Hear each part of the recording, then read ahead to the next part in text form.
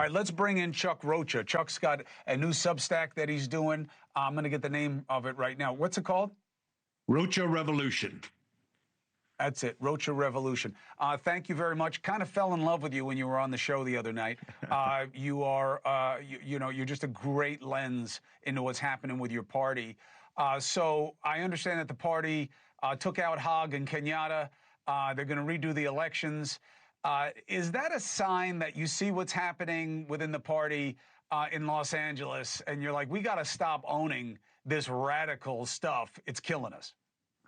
Well, I think there's a lot of people that have protested peacefully who have good intentions and are doing what I encourage every American to do that has any kind of disagreement with their government.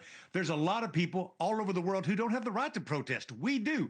This is good for America when you do that. What's bad for America is what you described. When you have bad actors and folks that are burning cars, standing and pushing on cops, those are the imagery that Donald Trump wants to see, whether you believe it, not you, Chris. America wants to believe it or not, because this is a good thing for him. It's one of the most strongest issues of why, as a Democrat, I will say this, he got elected. There was $890 million spent on one issue in the last election, Chris. I've done this research. It's on my website on the issue of immigration.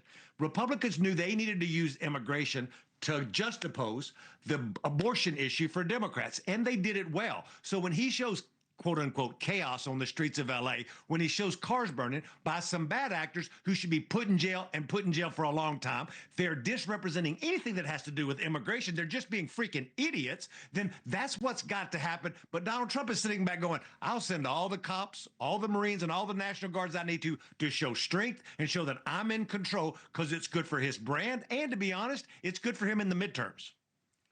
But why don't you guys try to take back your core issues that he took from you? Small businesses are getting terrified.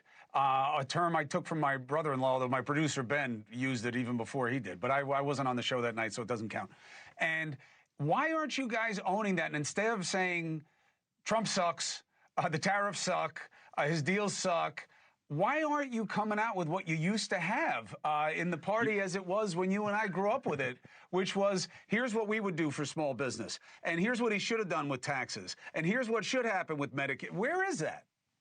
It's a great point, and I talk about this all the time because I'm one of the folks saying we got to rebuild the brand of the party. The party brand is what's broken, and there's two things of why I joined this party as a union steelworker back in the 90s, is because my grandmother taught me that Democrats were the party of workers and Republicans were the party of rich folks. We've totally abandoned that narrative, and we let Trump do that. There's two things that you have to do to actually win elections.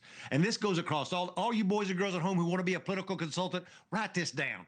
You have to show a reason to fire the person in charge. In this instance, it's the Republicans. To your point, Chris, we do that really good. This sucks. That's bad. Don't do this. But what we have a hard time doing is what you're talking about. What do you stand for, Democrat? What is your core value? When I joined the party, it was for workers, it was for health care, it was for public education, and to make sure we had safe neighborhoods. I haven't heard a Democrat talk about those four things in a long time. If we're going to go back to winning elections, we have to return to that on what we're for while saying what we're against. I got a new one for the against.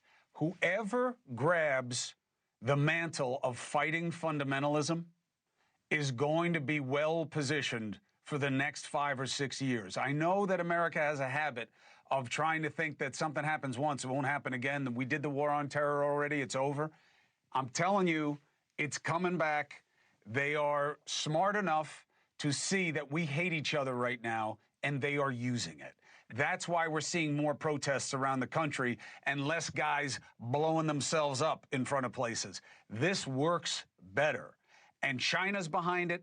You're going to hear Iran is behind it, and these other fundamentalist groups that want to take us out. Nobody's fighting that fight right now. Luna was on the show. She's starting to look at it. She's getting ahead of you guys.